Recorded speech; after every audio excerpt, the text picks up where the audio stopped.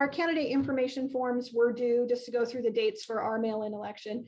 They were due January 11th. We did receive one. It is from the incumbent. There is an opportunity for a write-in candidate. There is a spot on the ballot for a write-in candidate, which of course we wouldn't know until after the election is done. If there is a write-in candidate, that write-in candidate would then have to be verified after the election as being eligible. So they would have to be a registered voter. And then we would have to ensure that we keep the requirement that 2 of the 3 elected officials are landowners or land operators. Voters were able to request that ballots be mailed to them. And so we did have a number of folks do that. And the League of Women Voters outreach that they did for us was great. We had quite a few folks sign up, I think, through that process. We took those requests until last Friday. The ballots were mailed out last Friday afternoon. So for anyone who requested a ballot, you should be seeing it in the mail this week. Between now and February 8th, which is the election date, voters may come by our office in person and pick up a ballot and vote. Those ballots, along with the ones that were mailed out, all need to be returned to us, either to the ballot box here in our office by 4:30 on February 8th, or they must be postmarked no later than February 8th. And as I said a little bit ago, there have been changes in how our elections have run over the last few years, and things sort of a little bit came to a head a couple years ago when we were lumped in with a lot of special purpose districts around the state for elections. And so we, through our state association and through the Conservation Commission, there was a committee that was put together, and they worked really hard over a fair period of time to come up with some recommended changes to our elections processes that then could potentially be presented to the legislature, because of course it will take a change in our RCW to change what's happening. And so this is just the sort of one pager from the Conservation Commission and our state association that just talks about why we were looking at those changes and what we're trying to do. And high on that list is improving voter turnout for our elections, so that we have more folks involved. This has morphed into House Bill 1652. That is a direct result of that committee's work and their recommendations.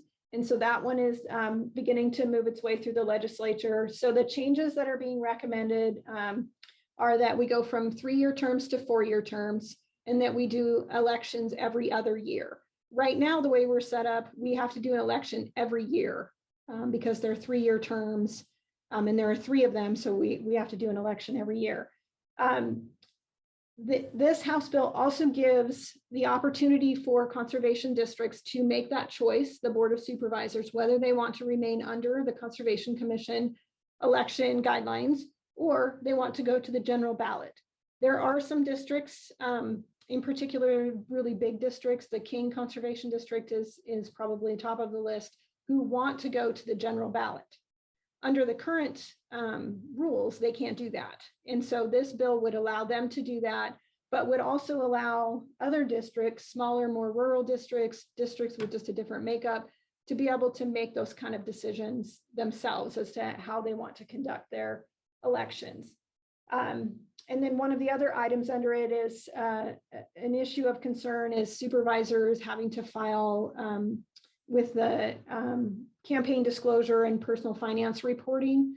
That's something that there's been quite a bit of pushback, particularly in the smaller districts, supervisors really not wanting to do that. These are very much volunteer positions. We're nonpartisan. We're not a stepping stone. I mean, certainly not our district. You know, it's not like these are political positions where it's a stepping stone to something bigger. These are really people who just want to serve their community, who just want to try to bring in those new technologies and those new techniques and to address the natural resource concerns in their communities. And so that was within the recommendations as well. The newest House Bill 1910 just straight changes everything. All 5 supervisors would be on the general ballot. There would be no more appointed by the State Conservation Commission, 2 appointed and 3 elected. It would be all 5 are elected. There is an out here, but instead of the local district making that decision to not go on the general ballot, you would have to get agreement from the Secretary of State to provide a waiver. And then there's some requirements that go along that. And then only the supervisors in districts with waivers would be exempt from the disclosure requirements. So we're pleased to see House Bill 1652 out there. It has the support of the Conservation Commission and our state association, our conservation districts. And so we'll see what happens as the legislature moves on. But I think for sure there are changes coming to our elections process after this year. And so it'll be interesting to see what that is. So Anna, I have a question. I've ordered my ballot and they should be here. When I send it back, do I need to put a stamp on it? Yes, it does need to have a stamp on it, or you may drop it off at our office in person if you prefer. And just to remind viewers that if you have to have it postmarked, you need to give a good chunk of time for that. Yeah, the postmark needs to be by February 8th, but I know that it may be sometime before we receive it after that, given what's going on with the post office. Right now, we count ballots the day after the election, and then we continue to collect those that come in by mail, and we count again 2 weeks after the election. And so hopefully that'll be enough time to be able to get all those ballots. That's great. And then just one quick, this last slide that I have here, this photograph, there was it was called America the Beautiful, where conservation districts all over the country submitted the photo representing their district. And I think this was done in the 50s or maybe early 60s. And this is our photo.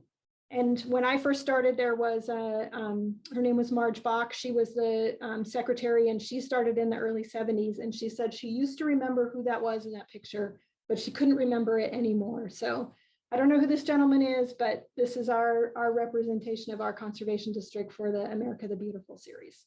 I'd like to thank you for taking the time to do this presentation, because as a person who's new to Kittitas County, I think it's wonderful there's an organization that serves land users and landowners for the purposes of conservation. And I think that that's a wonderful opportunity that we can all participate in by voting.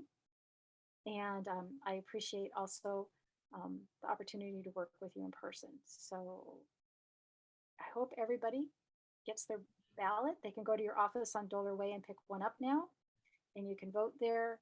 And you can also sign up for your newsletter. Anything else you want people to know? There were just a couple of questions in the chat. I don't know if we want to address those about whether or not district supervisors are paid. They are not paid. These are volunteer positions. The only thing that they are allowed in the RCW is to be paid for travel, or if we send them to a meeting or a training or something like that. But otherwise, these are completely volunteer positions. Thank you, everyone, for joining us today.